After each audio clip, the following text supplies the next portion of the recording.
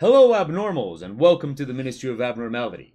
I am your host, O Abnormal, and this pile of fluff here is my co-host, Pixie. Today we are going to be discussing the topic of 360-degree illustration. It is a fascinating topic.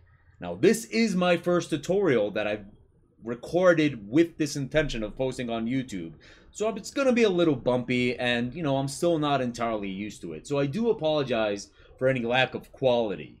If in the future I discover that I get much better at doing this, which I hope I do, I'll definitely be making this tutorial again. But for now, I decided to just tackle this topic to begin with. I also apologize for my audio quality. My microphone is an omnidirectional microphone, and it's going to get a lot of noise. So I do apologize for that. You're going to hear children yelling, cats meowing, and stuff like that. I hope I don't fart very loudly on the microphone, because you will hear it. But hopefully that won't happen. So 360-degree illustration, yeah. 360-degree images are a great and fun way to show scenery and make your images a lot more immersive. It's a great way of designing and just kind of really putting yourself inside the situation that you're trying to represent.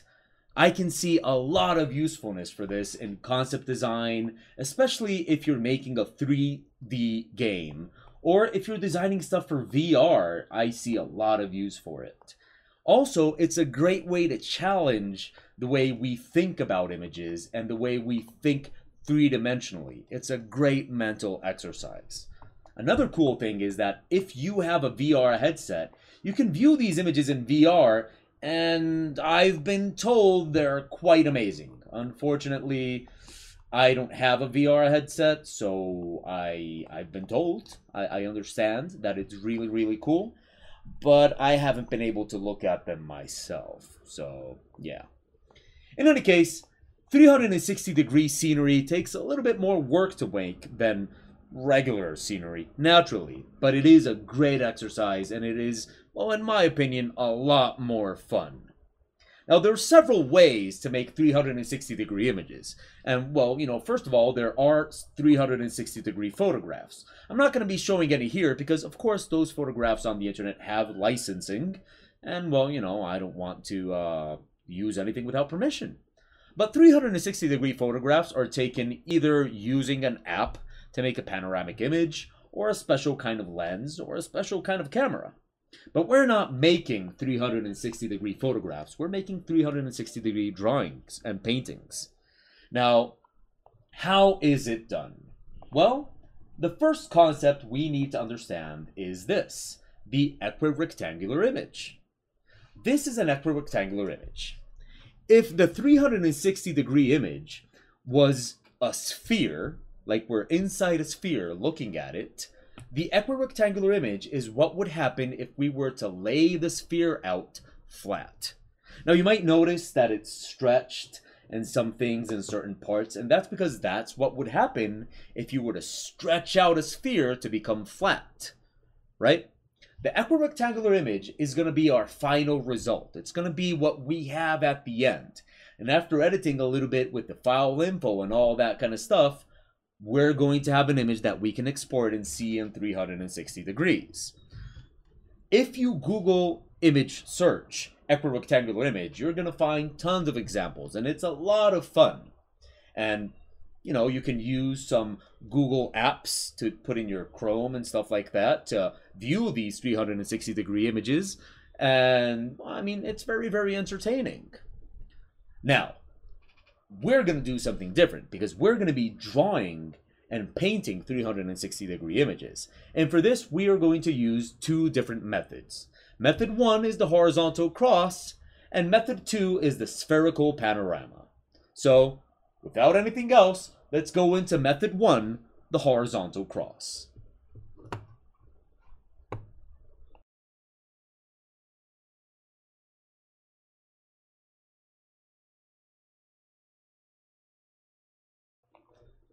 Okay, so the first method we're going to see is called the horizontal cross.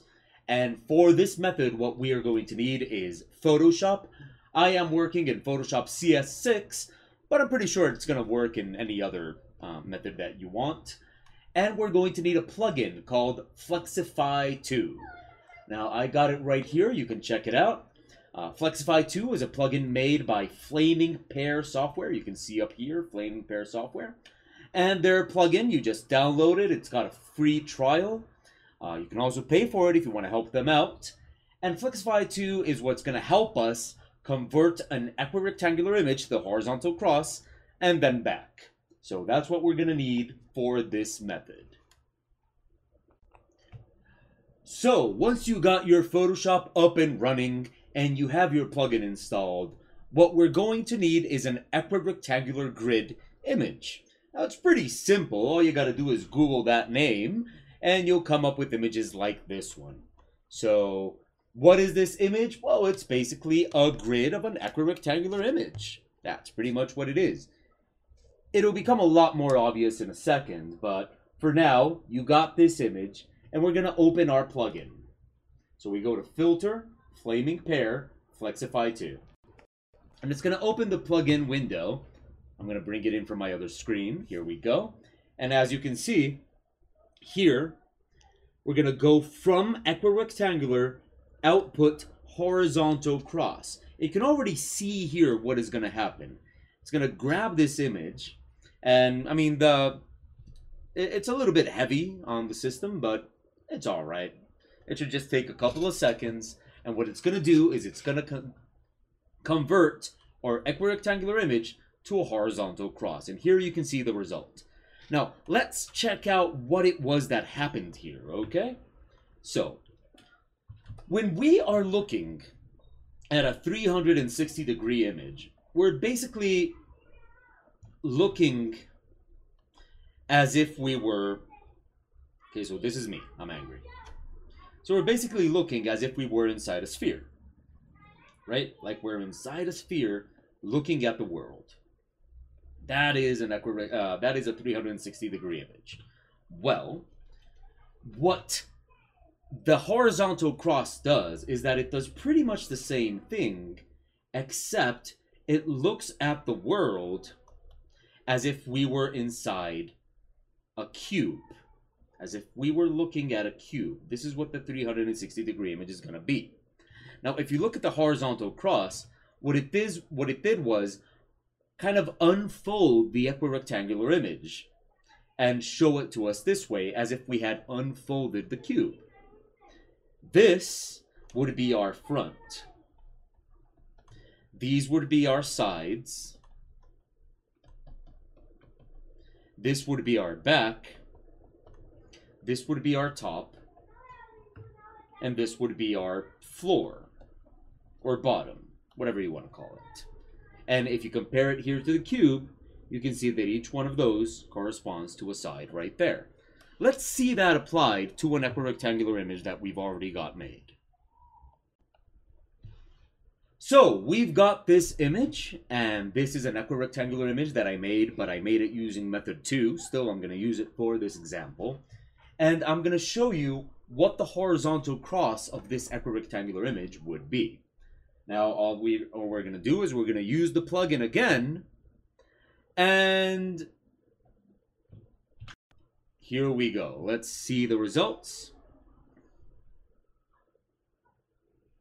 As you can see, the horizontal cross has now been applied, and you can see that it unfolds the cube. And here we have our front, our side, our back.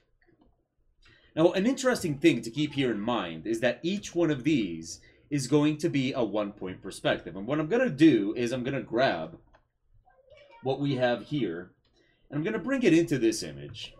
I'm going to paste it on top of this image. Oh, actually, I need to reduce it a little bit so that we can actually see the comparison. But check it out. Each one of these becomes a one-point perspective. See that? Each one of these has become a one-point perspective image. Now, of course, I used a lot of diagonals, but it's very noticeable here on the top. Well, on the floor, it's also a little bit noticeable. But as you can see it, each one of them became a one-point perspective. Now let's try that with another image, just for the sake of clarity. So here is another image, one of the first images I made when learning these techniques, and let's see what happens when we convert this image. There we go. It's a much simpler image. Check it out. I mean, we have to wait for it to convert, but here we go. And there you go. As you can see, the horizontal cross has made each one of these into a 1-point perspective. And there it's a lot more noticeable. You can see right there how each one of them became a 1-point perspective. You can see right there all the lines going to their vanishing point. This image was made using this method. It was actually the first image I made with this method. And as you can see, each one of them has become a 1-point perspective. Each one of the sides of the cube has become a 1-point perspective. Now, there are several things that we need to take into account when working with this method. But pretty much from this point on, you can just draw into it and just, have fun. And at the end, we'll turn it back. Now, the things that you do have to keep in mind. First of all, you will notice that each one of these sides has leftover areas right here. Now, of course, we don't want that, but we don't need to get rid of them just yet. If you want, you can get rid of them, but you don't need to. We do have to get rid of them at the end, so just make sure to keep that in mind, right? Now, the most important thing that we have to keep in mind is that the perspective, how it behaves when it moves from one side to the other. So basically what we got is that if we're working on, for example, this side right here, and we're bringing a line this way, the line is not going to continue, right? Not like that. Once the line goes into the area of another one of the sides, that line is going to become horizontal. And that's very, very important in what we're doing here. A line comes here and then it turns into this. So you need to keep that in mind when you're doing your perspective. And the other thing you need to keep in mind is that if this is the top, this is the bottom, this is the front, sides, sides, and back, well, this part right here and this part right here, this and this, they have to match, right? Like whatever comes here has to flow here. And whatever comes from the back here has to flow with this side right here. And so also on the bottom, this has to flow into this. This back has to flow into this. This side has to flow into this. This side has to flow into this. And finally, this one has to flow all the way into this one. Now I realize, or let's just do it, like, whoop, goes back here, comes out here, has to flow that way. Now, that can make things get a little bit tangled when you're making them, but overall, it shouldn't be much of a problem, right? You'll just make your drawing and pretty much play with it. So let's quickly just make a sketch to see how it's going to work out. Now, this method is going to give you a lot of freedom when you're sketching. It's just going to be like a drawing on this, and you can get pretty creative if you want to. Making things that are going to maybe flow from the front, you can kind of throw them all the way to the back like that with no problem whatsoever. And it's going to be a very interesting way of doing things. Like if you cross something from here to there, it's going to give you very, very, very interesting results. I highly suggest trying this method, no matter which method you like more. Personally, I'm a lot more inclined to use method number 2, but this one has its charm, right? Especially because of how one is going to flow into the other. So we always need to make sure that we are matching everything evenly. There we go, we're going to do that. So for example, if I do this line right here, see I'm making this line right here. And I bring it all the way here. And then I join it here. I've just effectively made something that is going to go all the way around me, and that should be very interesting to look at. Also keep in mind that we don't need to worry about what goes out of the cubes. That doesn't really work. That doesn't really matter. So if I do something, for example, I'm going to do a line here, and I'm just going to kind of bleed it out there. And then I'm going to go to the other side. Now, it is a good idea to keep in mind where each cube ends. So I'm just going to mark it here. There you go. That's a very good idea, because it's going to give you a better vision of how things end and where and all that kind of stuff. But okay. Anyway, so when I do that, this one is going to flow into this one. So I'm just going to count where. So I got 1. There we go. So that would be, see, I got like 1, 2, 3, 4. Here I got 1, 2, 3. So it would flow here, right? It all becomes just this exercise of visualizing in 3D what we're drawing. And that should be very interesting. Now, if it comes out here, we're going to need to bring it to the top. So again, 1, 2, 3, 4. There we go. So this would actually flow into this, and this would actually flow into this. And we're going to do it at the bottom as well. So 1, 2, 3, 4. There we go. This flows into that. This flows into that. Now, whatever is in this area, or here as well, is just not going to show up. So we don't really need to worry about that. Like if it's messy there or anything like that. So now we got stuff at the back. I'm just going to polish this right here. And we're really, I'm really going kind of abstract with what I'm doing in this image. I mean, it doesn't really matter. It's just kind of to show you guys how it works.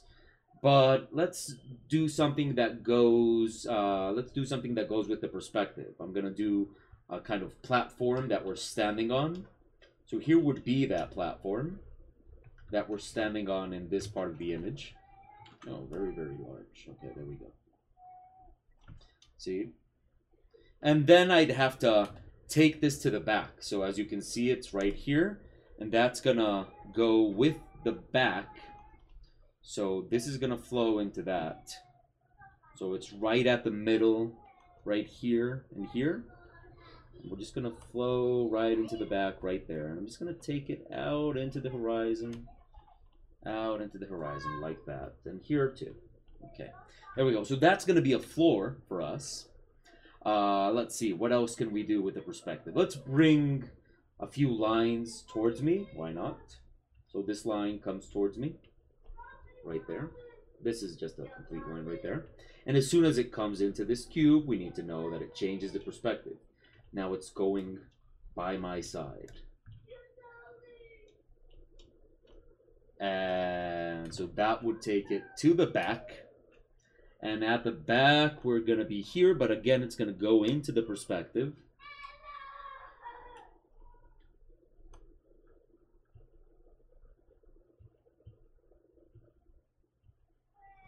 I'm just going to flow it out there. Okay, let's see what we can do. Let's, for the sake of clarity, I'm just going to add a kind of blue background to this. Let me just modify my brush a little bit. That's going to help me kind of understand better what's going on in the image. See? There we go. And it's basically just a matter of having fun with it. It's really fun, and once you wrap your head around all the concepts of this method, it just becomes this very, very fun method that allows you to experiment a little bit. And as always, the results, like when you finally look at it in 360 degrees, it's just a lot of fun. It's just a whole lot of fun. And it's also, in my opinion, the best place to begin, because this is the one that's going to make you understand all the concepts and such. So I highly recommend that.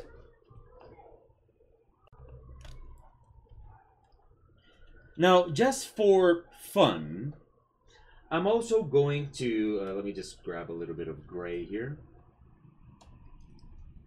Yes, yes, I understand. Okay, great.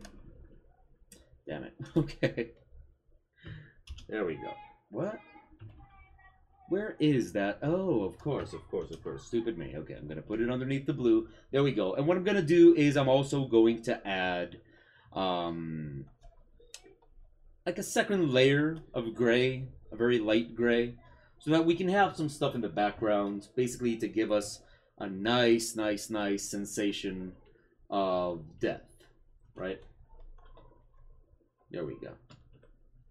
And what I'm going to do is I'm going to bring the grid up here. I'm going to bring the grid up here and multiply. That way I can see what I'm doing.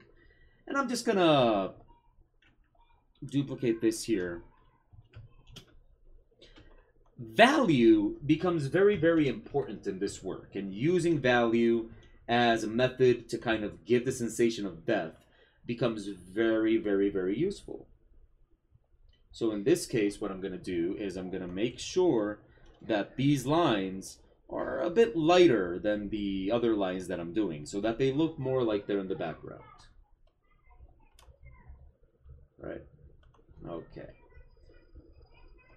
And yeah, you know, we just kind of play around. Again, we're doing something very abstract, so it doesn't really matter much if it's...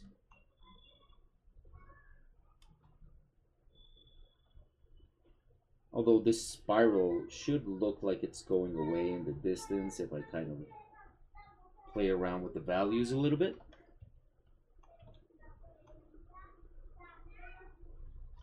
There we go. A nice little interesting composition. I have to bring this in here. There we go. We're just going to take it to the back. And down there, I might just do some like platforms that are way down there. Again, nothing particularly complicated or anything, just kind of messing around with what we got here. Okay, now let's just delete this here. And we should have ourselves... Wait, actually, you know what I'm going to do? I'm going to do some stuff that goes to the top. So here we have on the side, let's say this wall. This wall would flow into this one, and I'm just going to take this towards the top right there. That we get a nice sensation of things going a lot higher than what we're seeing. That would come down here. And then flow into the bottom layer right here. There you go. See that? Now this starts to look pretty complicated, but if you're making it, that really shouldn't be a problem.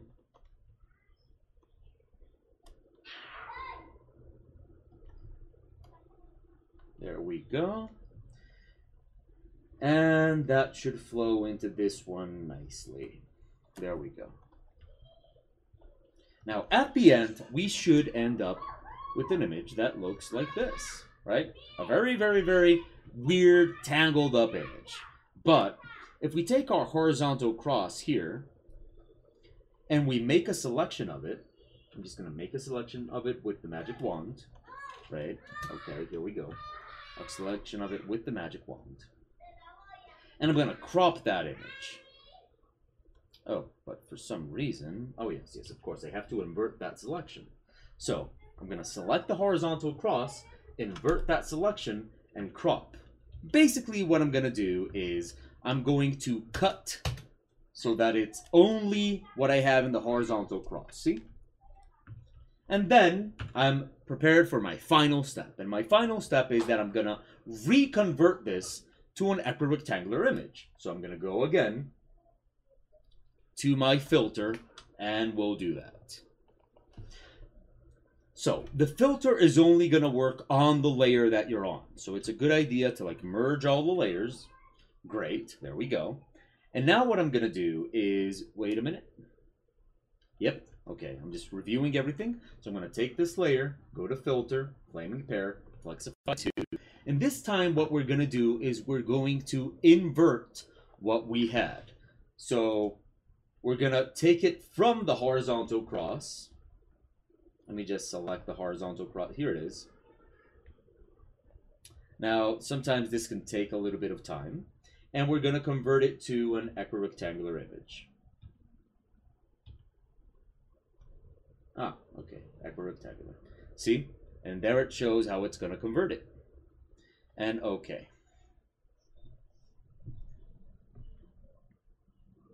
We just wait a minute for it to do it. And as you can see, there's some parts that are just not going to flow correctly into the others. So on this part of the image, we can just polish it, right? We can just grab different parts of the image and polish what we need to polish. We can work on this part of the image without any problems. It's actually quite a lot of fun to work on this part of the image. So we're not done yet, but you know, we just kind of grab these different parts of the image and edit them and make sure that they all flow together. For example, here I have, well, I don't know what happened here. Apparently I just forgot about this. So I'm just gonna kind of make it flow into one another. Maybe bring in a little bit of lighting there. Just making sure everything is smooth. All these cuts and stuff are gonna be very, very noticeable in the final 360-degree image. So we want to make sure that everything is flowing nicely. We want to make sure that there's no like jarring cuts and stuff like that, because once we're in the 360-degree image, those things are going to become a lot more noticeable. Right? And our brains are going to have a little bit more trouble dealing with them. Especially if any of you have like the luck of being able to look at these things in VR. In VR, it's a lot more fun. Unfortunately, like I said before, I don't have VR, so I don't even know. But I've been told that in VR, these things look pretty damn awesome, and well, I trust them. So yeah, you know, if you're gonna look at these things in VR and things are not flowing into each other correctly and stuff like that, well, it is going to be very, very, very jarring for the brain to kind of process those things. So just make sure that you polish everything and just kind of paint it up, all that. You know, that everything flows correctly and all that. Now, of course, you could be a perfectionist in the earlier step that we were doing, but I find it a lot more entertaining for me as an artist to just kind of also be able to paint a little bit on this part of the image. You know, it's fun. It's not a bad thing. And also you might want to soften the curves a little bit because, well, you want to make sure that not everything is perfectly adjusted to the perspective. Otherwise the image is going to look a little bit stiff. So you just eliminate any unnecessary lines and stuff like that. Here's one that can definitely use some polish. There we go. We got ourselves our weird kind of image here that really just is kind of an abstract image. I'm gonna polish this one here. And this image is gonna be ready to be converted into a 360-degree image. Now, there's going to be a final touch to it that I'm going to show at the end of the video, but for now, I'm going to cut to how this is going to look in 360 degrees. Still, before we export it, we need to get rid of that extra space we got right there. So I'm going to come here and delete those two spaces, right? I need to get rid of that. The image has to be 2 by 1. It has to be perfectly 2 by 1. Fortunately, that's what I got, and we are ready to export.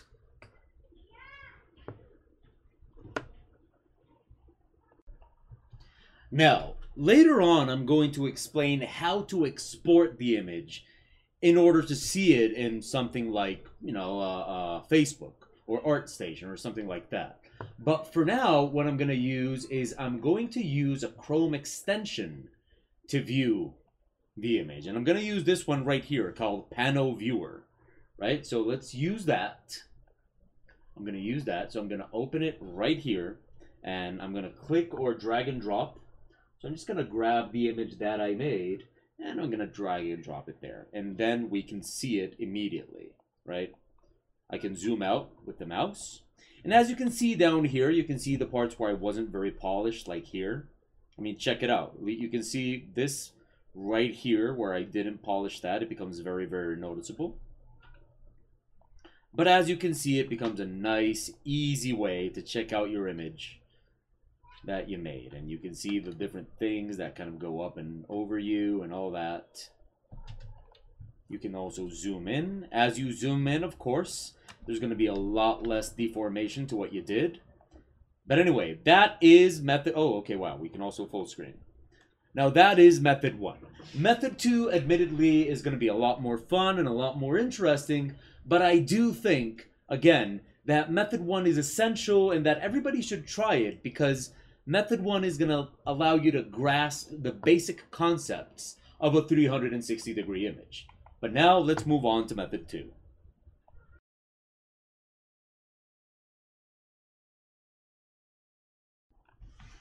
So method 2 is considerably different from method 1. And the first basic difference that we're going to find is that for this, we need Photoshop CC.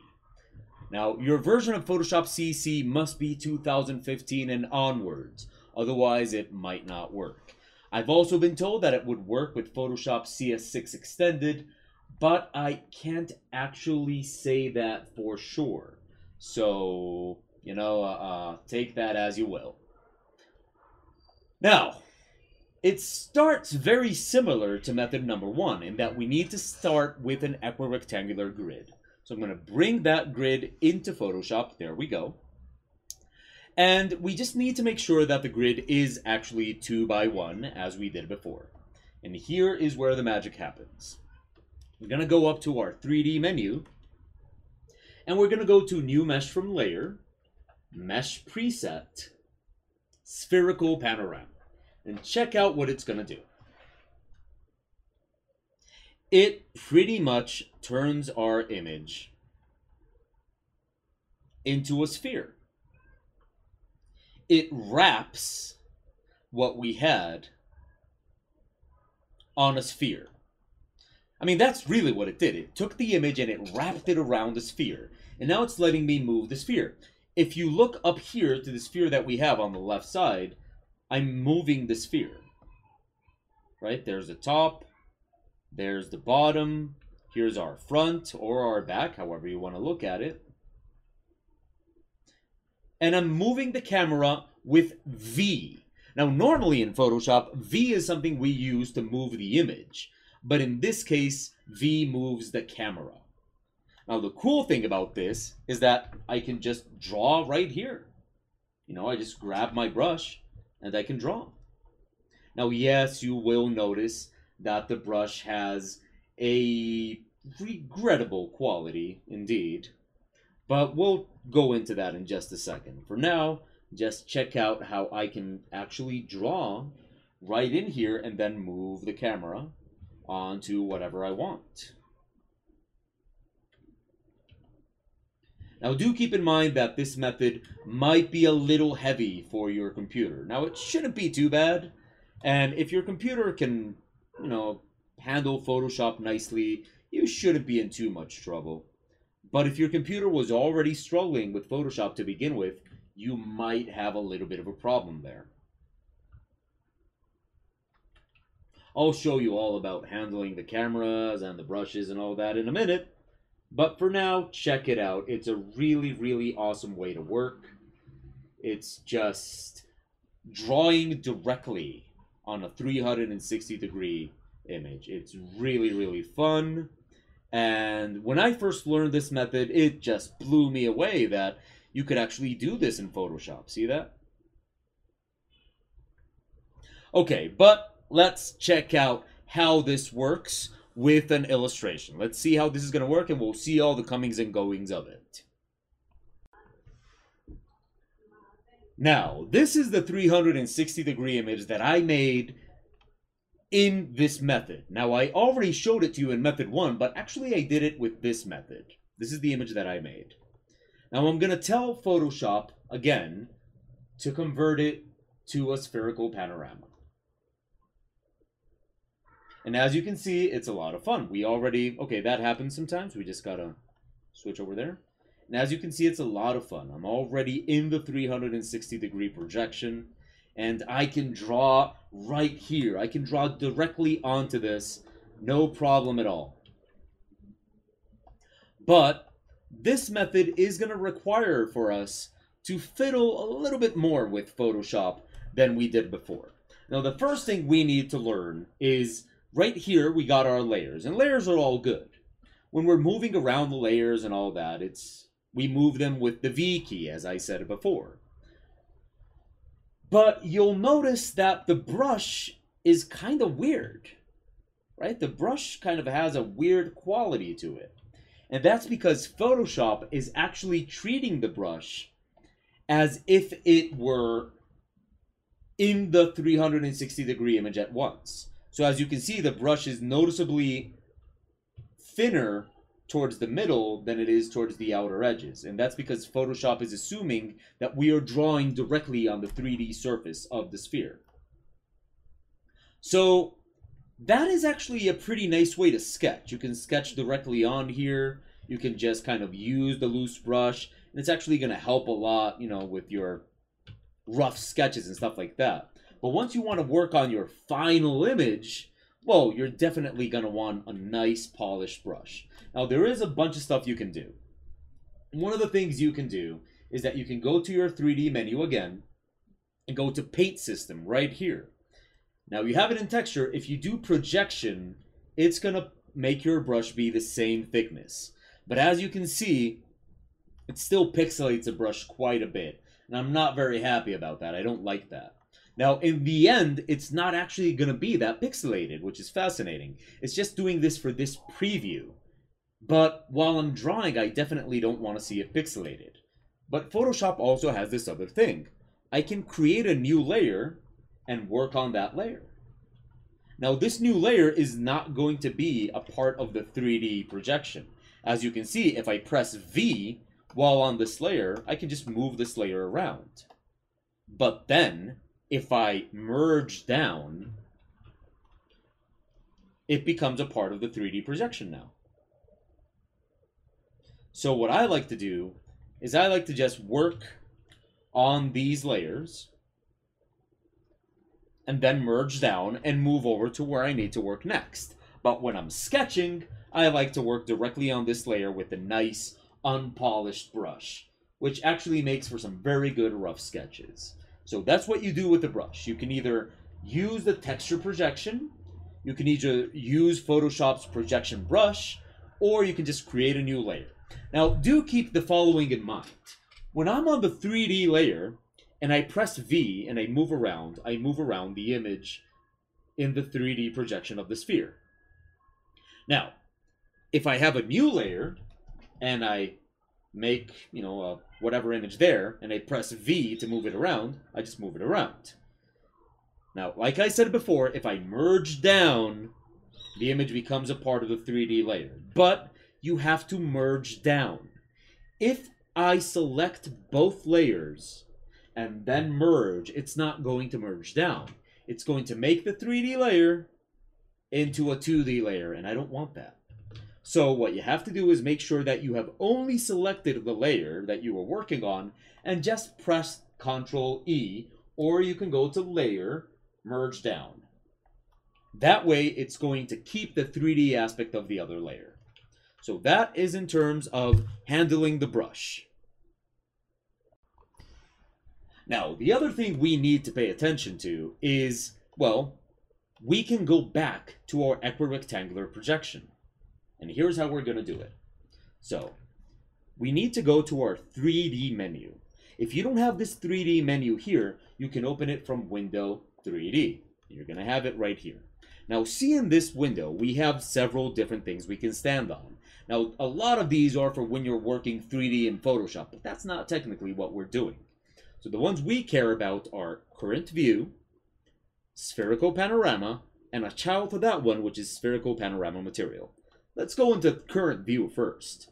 Current View, as you can see up here in the properties, is going to give me the field of view. Now, the field of view is going to be very important because it's what's going to allow me to zoom in or zoom out. Right? It's going to increase my field of view. Now, here I have it, in millimeter lens, but I can also go horizontal, and that way, I can decrease or increase my field of view. Now, I don't suggest, zooming in is not going to be what you want to do, but zooming all the way out is not going to, that's just exaggerated. Zooming all the way out is not going to be what you want to do either. Okay, that's too much. Because as you can see, if I zoom all the way out, it deforms the edges a little bit too much. So you want to make sure that you're working in something, where you feel comfortable. And I normally just move it around a lot. I work with the millimeter lens, and I normally just kind of find some numbers that I'm comfortable with. So that is current view. It allows you to zoom in and out. Now, the other one we're going to use is spherical panorama. And spherical panorama is pretty much the one we're going to be working in. This is the one where I'm going to be drawing, and this is the one that's going to allow me the best camera movement. Now, it is tricky to move this camera around, but you'll get used to it. Now, you pretty much move the camera around with the V key, but if you want, you can press Shift to only pan it horizontally or to only pan it vertically. You can also press the Alt key to rotate. You can also come up here to this menu and select the different options that you have. If you press Ctrl, you will move the image like this, but we don't want that, so just be careful with that. Also keep in mind that while working on the 3D image, each movement actually counts as an undo action, right? If I undo, it's going to undo the camera movement. So keep that in mind. It's not just the brushes and stuff like that it's going to count as undo actions. Sorry. Now it's the camera movements as well are going to count as undoable actions. So keep that in mind because it is going to eat up your history. In spherical panorama, we're going to do most of our work. But the one we want to look at right now is spherical panorama material. This one is the one we're going to use to go back to the equirectangular image. So while we're here, if we look up here, we're going to have materials and stuff like that, which is for when you're working in 3D. But the one we want is this one right here. We're going to open that and tell it to edit the texture. And when we do that, check it out. It opens the equirectangular image again. Now here's something very important. Pay attention. See up here? We actually have two different files.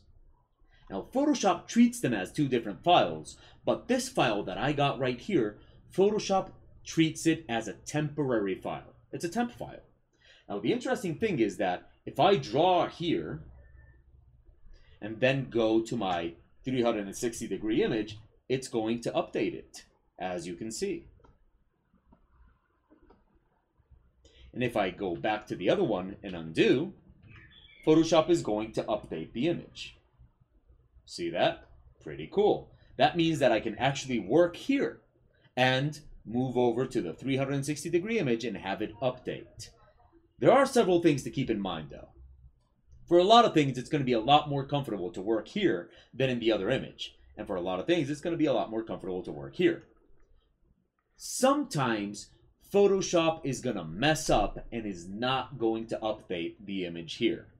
I think that has something to do with Photoshop heavily using the video card for this, and sometimes it just messes up. Now, these are two separate files. If I save this file right here, it's not going to be this file. It's going to be the temporary file that Photoshop created. And whatever I save here is not going to affect this save. So I have to save here, and that does not mean the same as saving here. So what I suggest you do is you work here and you frequently go to the other image. You frequently go to the other image, and that way you always know, okay, it's updated. Always save frequently and close this image often. You can always open it up again, right? You can always go and open it up again whenever you need it. But keep in mind that if you save here, it's not going to affect what you got here in the save. It's only going to update this file, and sometimes it fails. So check it often. Now, another thing that's very, very interesting is that in this file, I can make layers, right? See, I got this layer right here. And when I go to the other file, it's still going to be there in the 3D projection. See that? So it's going to read the other file as a 360-degree image, even with the layers. Now, here comes the really interesting part. If I create a new layer here and draw, then merge down, it's going to be the same as before. It merges it down into the 360-degree image. But when I go to this one, it merges it down to the last layer I was standing on. And that's really, really useful. Because check it out. I have this base image, right? I have my equirectangular grid. I got everything I need. But I don't want to ruin it. So I create a new layer and then go to the 360-degree image. Now it should update. And if it doesn't update, that's just going to serve, there you go. See, it didn't update the image. Now, this actually serves me as a great example to show you what to do when it doesn't update the image. See that? It's not updating this. Well, now it's going to update. Oh, great. Now, in any case, check it out. I got this image right here. And I'm going to create this layer, right? I created this new layer. Right? I got this new layer. Now I'm going to come here. And see, there it is. What happens if I close this and just keep this? Well, when I open up the equirectangular image again, it's still going to have the layers. So that's really, really useful. It's still going to keep the layers from what it had before. So, just make sure that you update often and you don't have to save this image. This image right here is still going to save the layers. That's really, really useful and really, really practical. Now, here's the other thing that's going to be really neat. If we make a new layer and we come to our 360-degree image and we draw here, let's say I'm just going to, draw whatever. I'm going to draw a nice horn on this character right here. He's going to have a horn. Okay. Everything that I draw here is going to be... Okay, it's not updating. It happens. Okay. Now, when I open the equirectangular image, check it out. Everything that I draw here is going to be on the last layer that I was. So, as you can see, it didn't actually draw it on the background. It drew it on the last layer I was standing. If I stand on the background, go back there, and draw, that one, it drew on the background. See? So that becomes a very, very useful way of working. Because you don't have to ruin your grid and you don't have to ruin your layers. You just pretty much create a new layer, go to your 360-degree image, just make sure that it updates. Come on. Okay, like I said, sometimes it just don't update. If I close this and I come back here, okay, I can just open the equirectangular image again. And now I can pretty much update it. So now I can just draw whatever I want. And I'm working on this layer and I can move it around. So it becomes a really, really awesome way of sketching out 360-degree images.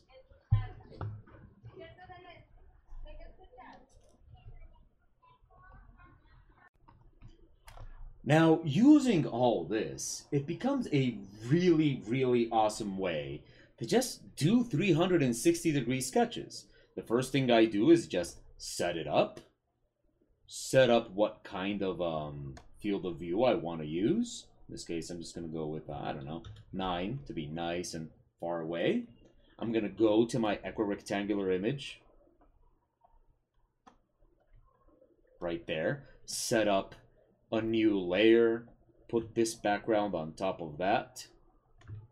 See, I can set it all up to work the best way possible. I'm just going to fill this in with a nice kind of I don't know, a color that's going to give me a nice kind of sensation of depth so I can more or less know what I'm looking at. So I'll just do this and go from a nice pleasant blue up in the sky to a brown there. And then I'll just stand on this layer. See, I put this one in multiply. I put the grid in multiply. This is the one I'm going to draw in. I'm just going to label it draw layer. No, actually, let's label it sketch layer. Sketch layer. I can even learn how to spell sketch. Okay. And I got the background. And then when I come here, I got all that. I can close the upper rectangular image for now. And see what I got here? Now I can actually just start sketching whatever I want. And it's going to be like really awesome. It's going to be very, very nice and loose and fun to sketch with. And, you know, it's just a very, very fascinating way of creating scenery now, because you create the scenery as if you were drawing in 3D. I don't really know what it's like to draw in virtual reality. I wish I did, but I don't have a virtual reality headset. But I suppose this is the next best thing. And there are a lot of advantages of working this way, right? You can just imagine the scenery. You can pretty much work very, very, very loosely, very freely. It's just a great way to sketch scenery. And if you want to do something in the equirectangular version, I mean, here you can zoom out pretty much anything you want. Now I'm actually going to use, okay, here we are. I'm actually going to zoom out a little bit, see that? There we are. Oh, okay, maybe I zoomed out a little bit too much. And I can, of course, move around now. See that? And I can go back to my equirectangular projection. See that? And there I have it. Here, I can continue working on it. I can, you know, do other things. For example, maybe I can grab a little bit of color and place it on it. You know, maybe I want to just grab a little bit of color here, just kind of define a little bit of it. You know, some things are going to be a lot more comfortable working from here, and some things are going to be a lot more comfortable working from the other one. It's up to you which one you want to work with. I'll just fuse those two together. And then I'll go back here, and it should update, and I can just continue working. You know, just continue working. Once I'm done with my sketch, once I'm done with everything I need, I can just create a new layer and work with much more polished brushes. You know, just give it that final line art or whatever it is that I want, merge down, and continue working with my 3D.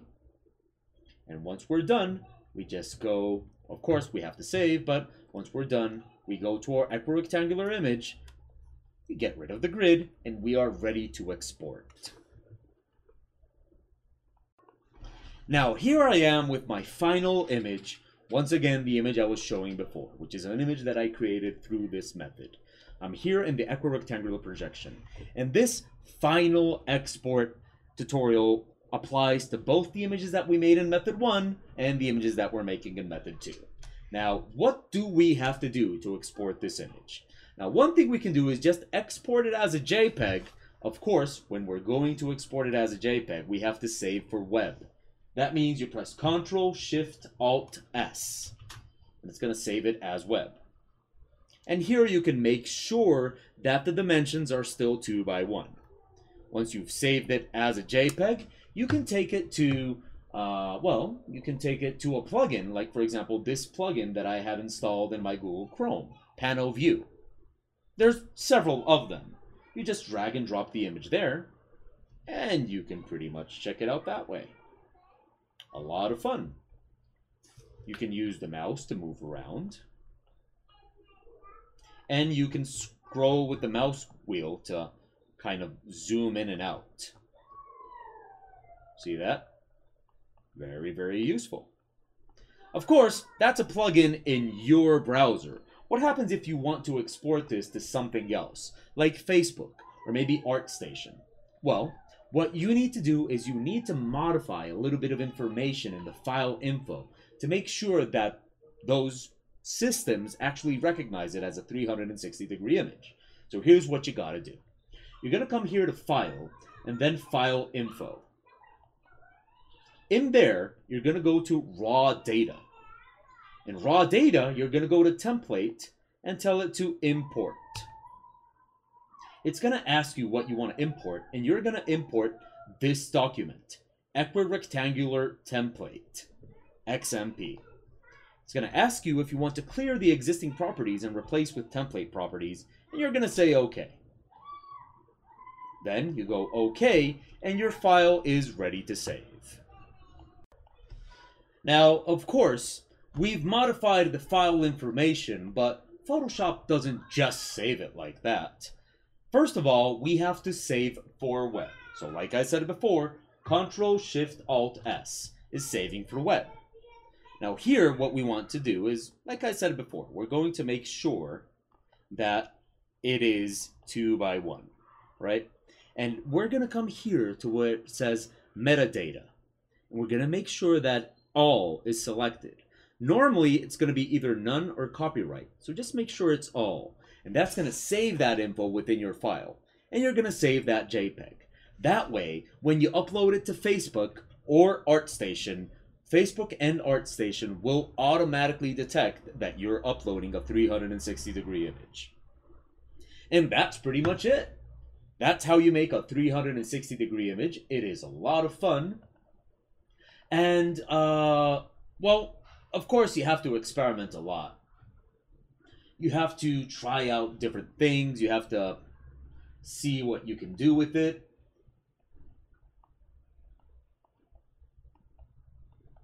You have to experiment a little bit, see how the zoom works, try out new things, but it is a lot of fun to work with. Now, that is my tutorial on 360-degree images. I apologize, like I said at the beginning, for the quality of especially my audio. First of all, you know, the whole tutorial might be a little bit bumpy because, well, I'm kind of new at this whole making tutorials thing, so, you know, I need to get my rhythm and kind of get used to it.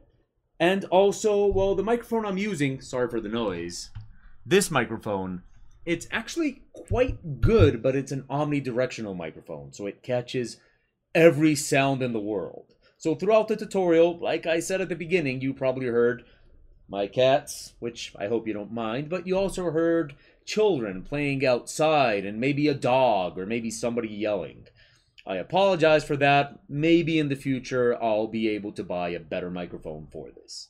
In any case, I do hope you enjoyed the tutorial. I hope that you experiment, and I look forward to seeing what you do with it. Like I said, it's a lot of fun. It's a great way of making scenery, and it just kind of challenges the way you think about scenery, the way you think about perspective, and the way you think about these things.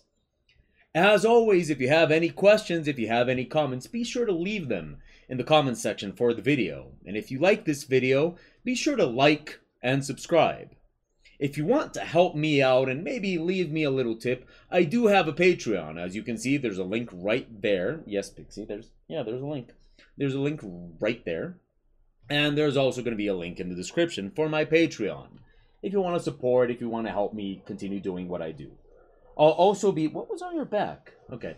I'll also be uploading the script, the text script, for this video to the Patreon, along with any high-resolution images of anything I do. So check it out if you want to. Until next time, I have been your host, O Abnormal, and this lovely fluff is my co-host, Pixie, and you have been watching The Ministry of Abnormality. I hope you enjoyed this, and of course, if you have any suggestions for future tutorials, be sure to leave them in the comments just as well. Thank you so much for watching, stay naughty, and goodbye.